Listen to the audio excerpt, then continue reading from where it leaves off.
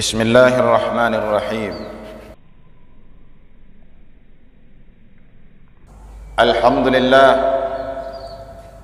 Alhamdulillahi rabbil alamin alladhi an'ama bi ni'matil iman wal islam wa huwa alladhi anzala as-sakinata fi qulubil mu'minin liyazdadu imanan ma'a imanihim wa huwa alladhi khalaqal mauta wal hayata liyabluwakum ayyukum ahsanu amala innallaha alimun khabir. Ashhadu an la ilaha illallah wa ashhadu anna muhammadar rasulullah wa huwa khatamun nabi wa khatamur rasul wa imamil mursalin. Allahumma salli wa sallim wa barik ala hadzal nabiyil karim والرسول العظيم سيدنا محمد المجاهدين الطاهرين وعلى آله وأصحابه أجمعين. فيا أيها المسلمون رحمكم الله إني أوصيكم وإياي بتقوى الله فقد فاز المتقون. قال الله تعالى في القرآن الشريف العظيم وبقوله ليهتدي المهتدون. بسم الله الرحمن الرحيم. يا أيها الذين آمنوا اتقوا الله حق تقاته ولا تموتن إلا وأنتم مسلمون. وقال الله تعالى في القرآن الشريف العظيم في آية أخرى بسم الله الرحمن الرحيم فأكل منها فبدت لهما سوآتهما وطفقا يخصفان عليها من ورق الجنة وعصى آدم ربه فغوى. قال النبي صلى الله عليه وسلم عن سلمان الفارسي رضي الله عنه بسم الله الرحمن الرحيم ما من شيء أحب إلى الله تعالى من شاب تائب وما من شيء أبغض إلى الله تعالى من شيخ على معاصيه مقيم. صدق الله العظيم wa sadaqa rasulun nabiyul karim. Sidang jemaah Jumat yang dirahmati Allah Subhanahu wa taala. Ayat yang khatib baca di awal khutbah tadi sebagai salah satu rukun khutbah yang tak boleh tinggal. Kenapa dibaca di awal khutbah? Untuk mengingat kalau saja khatib lupa dibaca serangkai dengan rukun yang lain. Bisa dibaca ulang dalam surah Thaha ayat 121. Terjemahannya, maka Nabi Adam dan istrinya Hawa memakan buah yang dilarang oleh Allah Subhanahu wa taala untuk mendekatinya. Secara logika kaum muslimin, Allah larang untuk mendekat, tapi Adam justru memakannya. Mendekat saja sudah dilarang, apalagi memakan. Lalu apa risiko yang diberikan Allah Subhanahu wa taala kepada dua pasangan suami istri ini? Fabadat lahuma sawatuhuma, maka dengan ketentuan Allah terbuka aurat mereka berdua, terbuka pakaiannya, sehingga tampaklah auratnya yang tak biasa tampak. Pada waktu itu Nabi Adam dan Siti Hawa mengambil, memetik dedaunan yang ada di dalam surga itu untuk menutup, maaf cakap, kemaluannya. Dengan peristiwa ini kaum muslimin, apa kata Allah Subhanahu wa taala? Wa asa Adamu rabbahu faghawa.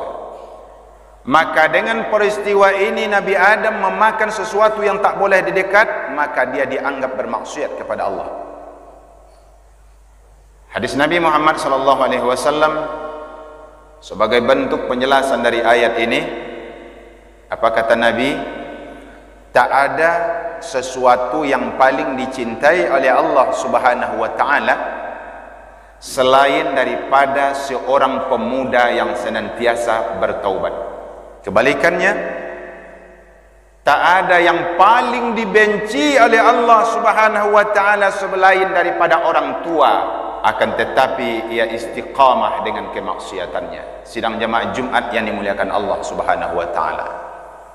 Sebagai ilustrasi khutbah kita pada siang yang singkat ini, suatu instansi pendidikan memberikan aturan kepada anak muridnya. Seorang guru, seorang kepala sekolah akan memberikan aturan kepada para guru dan muridnya.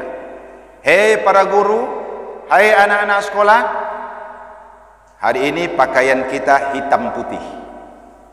Ternyata pada hari kedua kaum muslimin yang dimuliakan Allah Subhanahu wa taala, ada 2 atau 3 orang murid yang terusir dari dalam kelas. Si A keluar. Kamu tak berpakaian. Seorang murid akan komplain pada gurunya, Pak. Dia berpakaian, tapi tidak seragam dengan yang lain. Yang lain pakai hitam putih, akan tetapi dia pakai kuning yang merah. Diusir dia. Suatu perusahaan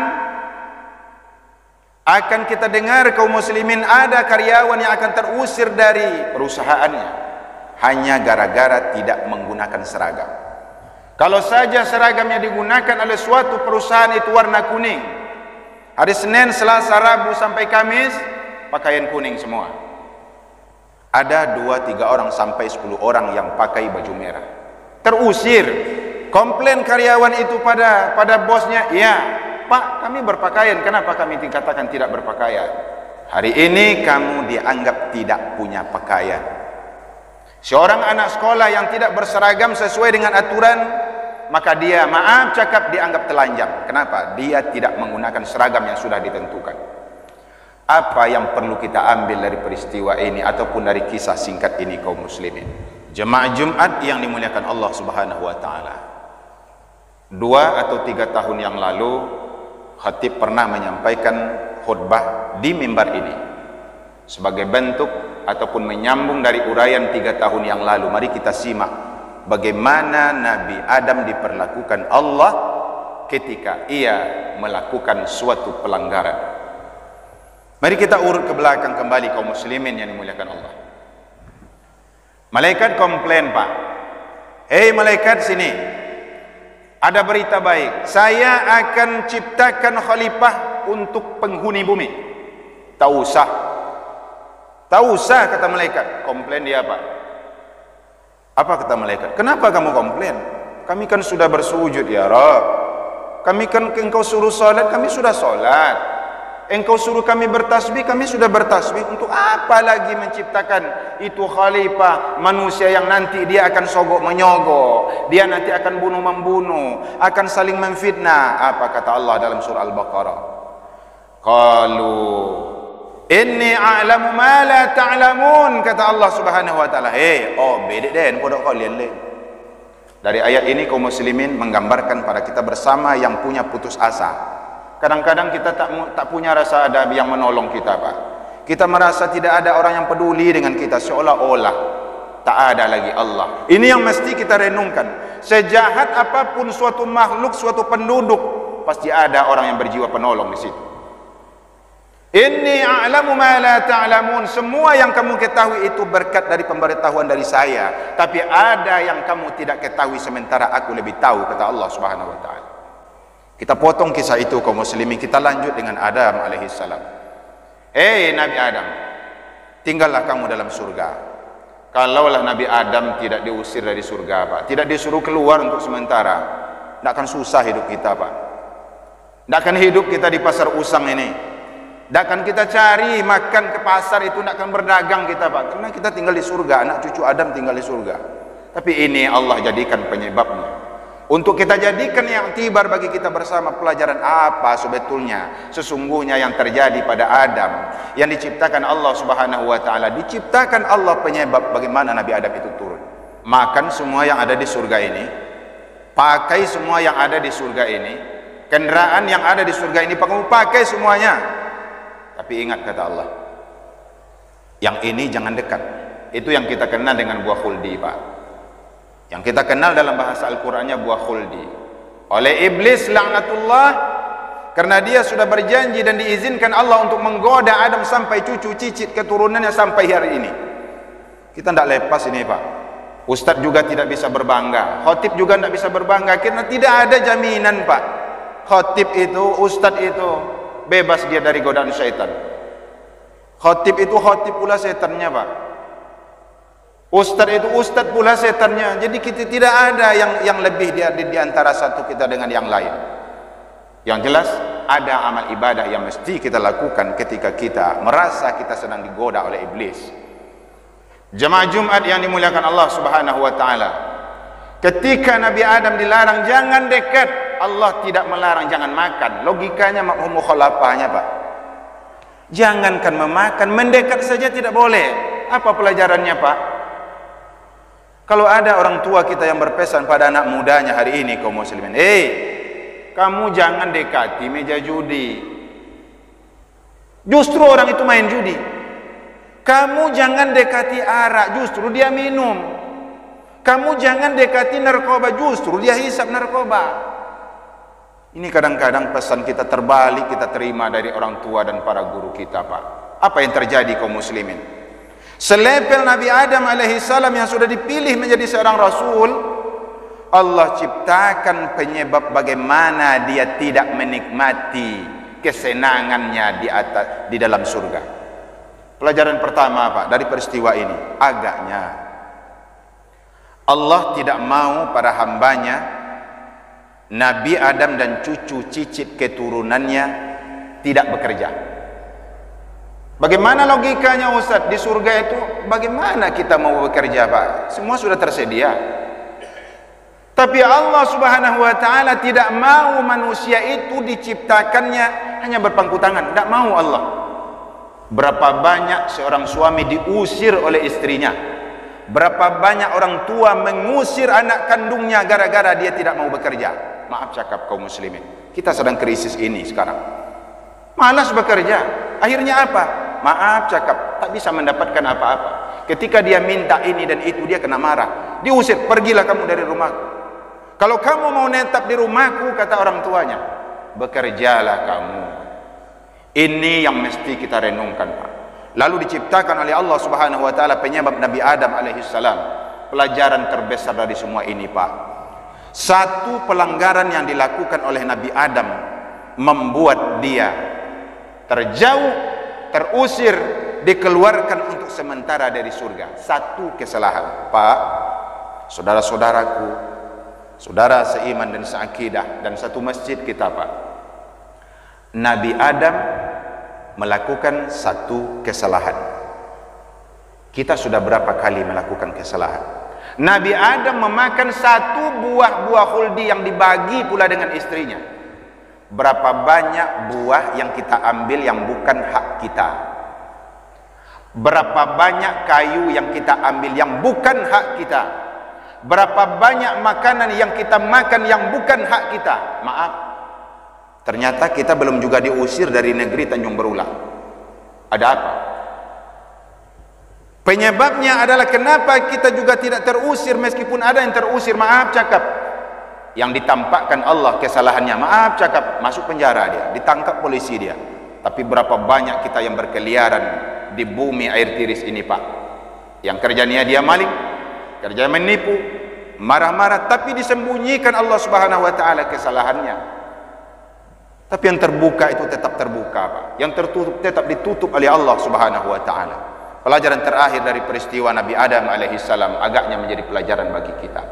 Ternyata, Pak, kalau seseorang melakukan kesalahan, apakah dia seorang kiai, apakah dia seorang ustadz, apakah dia seorang imam, maaf cakap, apakah dia seorang RT, RW, kepala desa, kepala dusun, bupati sekalipun, maaf cakap, ketika seseorang melakukan kesalahan, Pak, tak ada lagi nilai baju yang ia pakai. Ini makna telanjang. Seorang anak sekolah yang melakukan pelanggaran terhadap sekolahnya yang dia tempat dia menimba ilmu, baju seragamnya tidak dipandang lagi di sekolah itu. Kenapa? Dia melakukan suatu kesalahan.